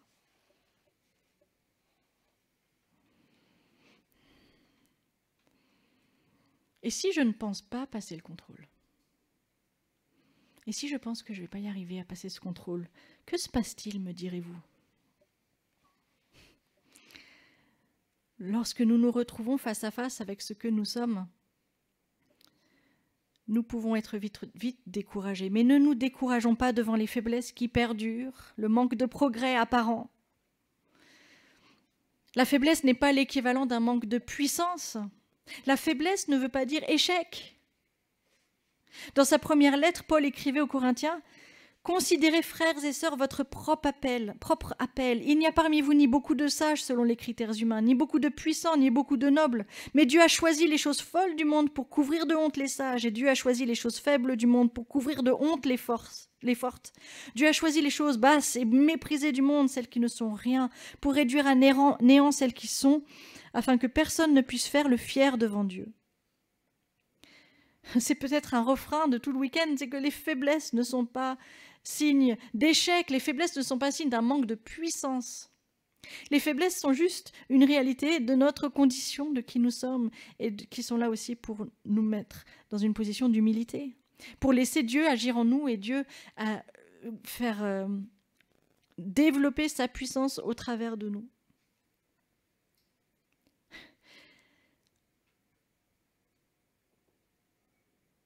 Nous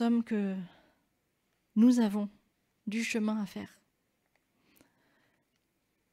Nous progressons peu à peu si nous restons et demeurons enracinés en Christ. Reconnaître notre faiblesse est un signe de vie. Reconnaître que nous n'y arrivons pas tout seuls est un signe de vie. C'est l'occasion de découvrir la puissance de Dieu, la libération en Dieu. Paul veut construire, il veut apporter des solutions.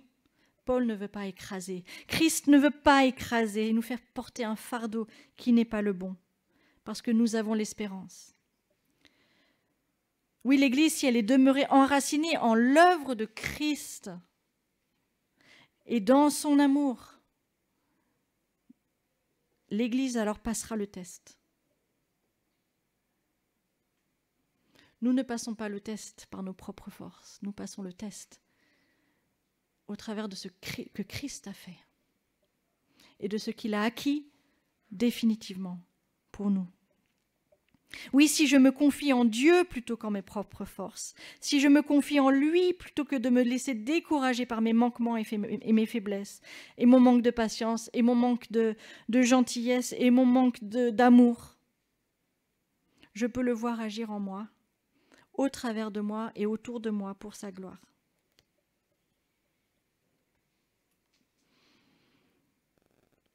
Notre espérance dépasse le présent et nous savons que tout va un jour fonctionner parfaitement. Ce que nous demandons dans nos prières, dit Paul, c'est votre perfectionnement, ce processus que l'Esprit de Dieu opère en nous, en insufflant en nous, en gravant en nous l'être, la volonté et le faire. En gravant en nous l'être, la volonté et le faire. Le potier qui modèle l'argile. Le créateur qui modèle sa créature. Oui, il insuffle en nous et grave en nous l'être, le vouloir et le faire ce qui est bon et parfait. Certains professeurs organisent des interrogations écrites avec le cours à disposition. Leur souhait est que les apprenants, les élèves, démontrent qu'ils ont compris le sujet, qu'ils sont capables d'utiliser des connaissances et de les organiser pour les mettre en pratique. De la même manière, notre Seigneur Jésus-Christ souhaite que notre foi passe de la tête au cœur, que nous montrions que nous avons compris et que nous ne faisons pas que répéter des leçons apprises par cœur.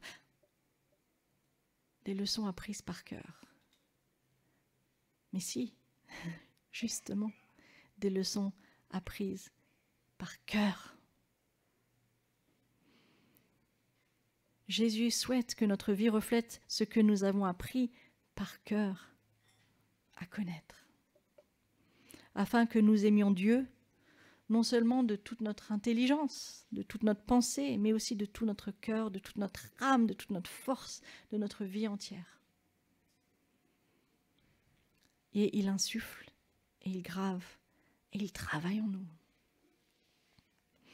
Il y a quelques mois, suite à un malaise cardiaque, un homme a été déclaré mort, malgré un massage cardiaque, l'intervention des services de secours et l'usage d'un défibrillateur. Pourtant, plusieurs minutes après, alors qu'il est emballé dans un sac mortuaire, les personnes présentes remarquent un mouvement. Force est de constater que le cœur a recommencé à battre. Les médecins appellent cela le phénomène de Lazare. Il n'y avait plus de signes de vie apparents. Mais le cœur a recommencé à battre. De la même façon, si nous pratiquons cet autotest, entre guillemets, aujourd'hui, ou demain, ou plus tard, ou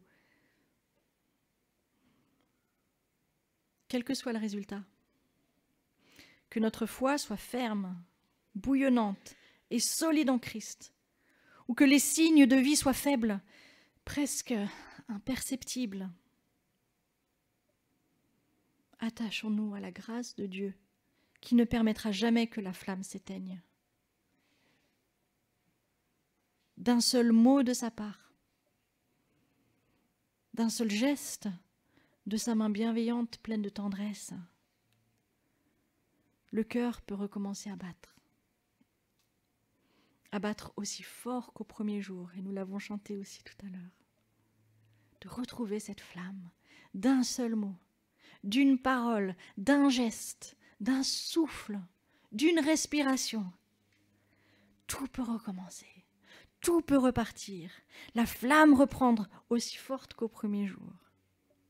Parce que c'est le Seigneur qui donne le souffle de vie. Et alors, tous les projecteurs seront placés sur Dieu qui rend tout cela possible. Sans lui, nous ne pouvons rien faire. Sans lui, nous ne pouvons rien faire. Mais d'un seul mot, d'une seule parole, d'un seul geste, d'un souffle, tout peut reprendre. Le cœur peut recommencer à battre. La flamme peut jaillir. La lumière peut éclairer tout autour de nous. Et alors, nous pourrons repartir de ce lieu. Alors nous pourrons repartir sur le chemin de nos vies, jour après jour après jour. Parce qu'en Christ, et en Christ seul sur la croix, équipés de ce que Dieu a fait pour nous, forts de ce qu'il a fait pour nous, nous pourrons repartir avec cet autocollant de sécurité, le tampon de sécurité. Ce tampon qui dit par moi, en moi, attaché à toi. Tu as été testé, tu es qualifié, tu es choisi, tu es envoyé. Examinez-vous vous-même. Oui, Jésus-Christ est en vous. Ne laissez pas les sentiments, les émotions, les événements, les personnes vous dire le contraire. vous avez été qualifiés, choisis, envoyés par celui qui peut tout, par celui qui est tout, et par celui qui ne veut qu'une chose, c'est de vous accueillir dans sa gloire au jour du retour de Christ. Amen. Je vous invite à prier.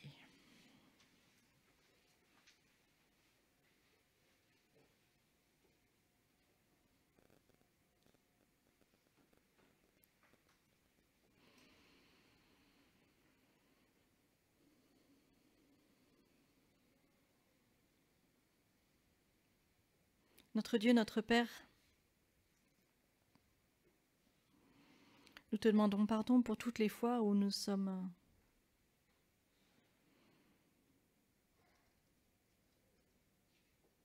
épuisés d'avoir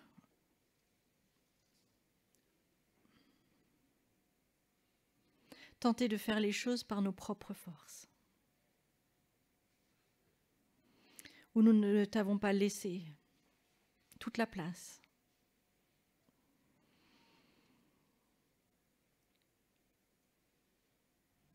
Où nous avons oublié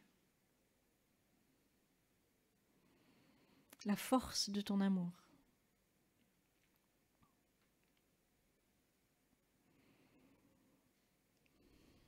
Nous voulons, Seigneur, voir les fruits de ta grâce être produits dans nos vies.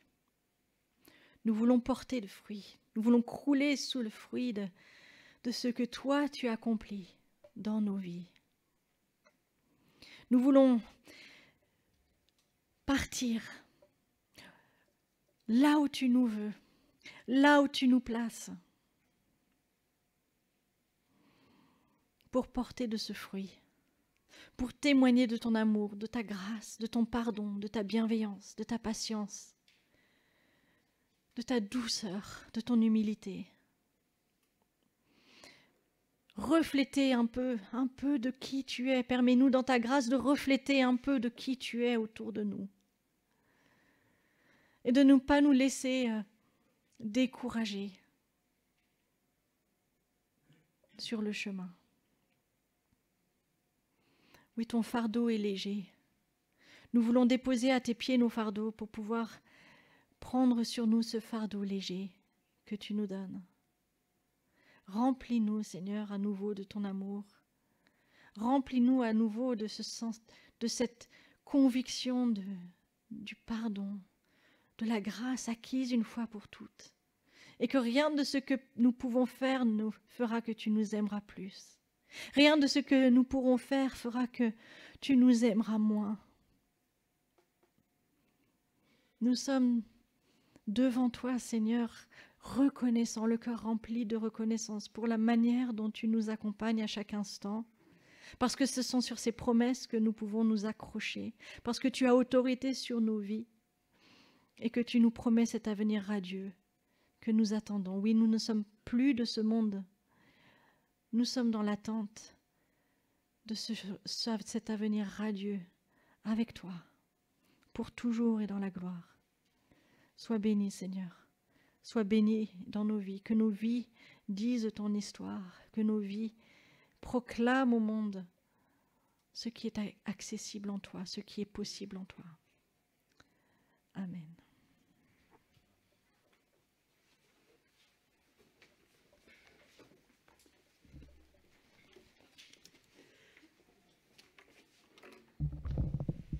Merci beaucoup Stéphanie de nous avoir invités à cet examen du cœur. C'est vrai qu'on a peu d'opportunités dans ce monde très sollicitant de faire ce point. Merci beaucoup pour ce que tu nous as fait faire comme cheminement. Et on arrive à la fin de notre culte. Je vais laisser la parole à Pierre pour quelques petites annonces avant un dernier chant.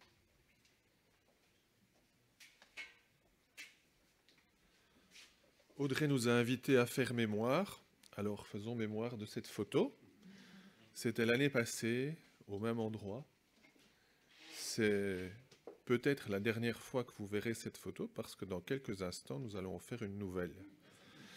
Alors j'aimerais vraiment vous demander, dès que le culte est terminé, de ne pas traîner Et même si vous voulez bavarder, bavardez dehors, même pendant la photo. C'est juste des images, il n'y a pas de son dans la photo. Vous pouvez continuer à bavarder pendant qu'on fait une photo. Oh oui, si tu veux faire une vidéo, tu peux faire une vidéo. Cette semaine, c'est la semaine des groupes de maison à Oderghem, Uccle, Wemmel, et puis Sterrebeek, Rixensart ou Rosières. Si vous n'êtes pas des habitués du PEP, que vous voulez vous inscrire à l'un ou l'autre PEP, venez me voir. Je vous dirai qui est responsable. Dimanche 15 décembre, sortie Stockelfen, visite des crèches du monde et petit tour au marché de Noël. Inscrivez-vous chez Sophie. Et puis, n'oubliez pas déjà que le dimanche 22 décembre, le culte de Noël est prévu. Un petit stop là. C'est le moment des remerciements aussi. Des remerciements pour ce week-end d'église. Alors vous voyez que nos musiciens sont là en nombre avec beaucoup de fils, beaucoup de câbles parce que c'est un... Ils jouent en déplacement, c'est toujours plus complexe que de jouer à domicile. Et donc on veut tout d'abord vous remercier, chanteurs et musiciens. Et la sono, oui, absolument. Je n'oublie pas la sono. Alors, il y avait aussi là-bas la technique, nos habituels, qui jouent aussi en déplacement.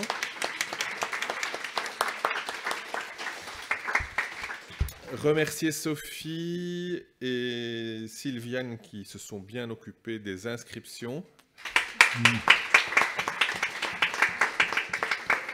Remercier toute l'équipe qui s'est occupée des enfants.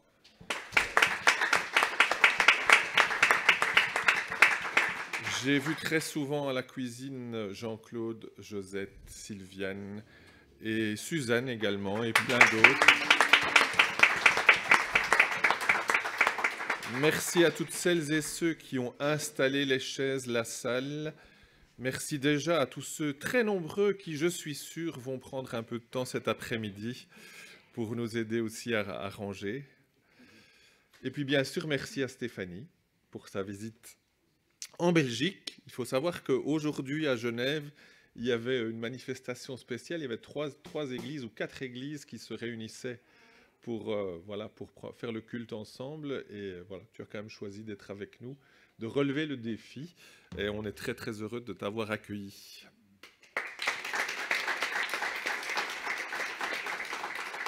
On aurait pu offrir à Stéphanie un bouquet de fleurs, un très gros bouquet de fleurs, mais elle repart en avion et je crains qu'elle ait un supplément à payer si elle revient avec un bouquet de fleurs. Donc on lui a proposé de la part de l'Église un bon d'achat à la librairie. J'espère que tu as trouvé ton bonheur ou que tu le trouveras tout à l'heure. Est-ce que la librairie, merci à Heidi pour la librairie, jusque quelle heure la librairie est ouverte? Tu as... Pendant le repas, après le repas, ouais, voilà, ok, et puis on remballe. Très bien, donc voilà, c'est les dernières minutes quand même. Et donc dans quelques instants, est-ce que j'ai oublié quelque chose? Je crois pas. Hein. Juste, n'oubliez pas de souhaiter, on l'a déjà fait ce matin au petit déjeuner, un très joyeux anniversaire à Marc qui a 71 ans aujourd'hui. Donc... Bon anniversaire Marc. Bon anniversaire. Voilà, le reste vous connaissez. Merci beaucoup. Et on peut se lever pour un dernier chant qui est une bénédiction qu'on peut s'adresser mutuellement. On va terminer notre culte par ce chant et les boîtes à offrandes passeront à ce moment-là. Si les 3 personnes peuvent les distribuer.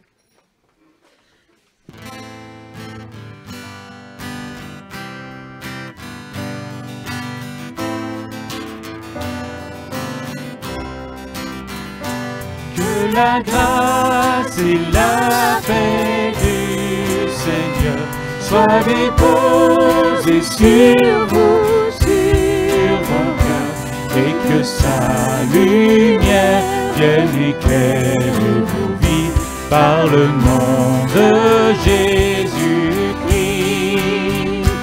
Que la grâce et la paix du Seigneur soient déposées sur vos cœurs, et que sa lumière vienne éclairer vos vies par le nom de Jésus-Christ.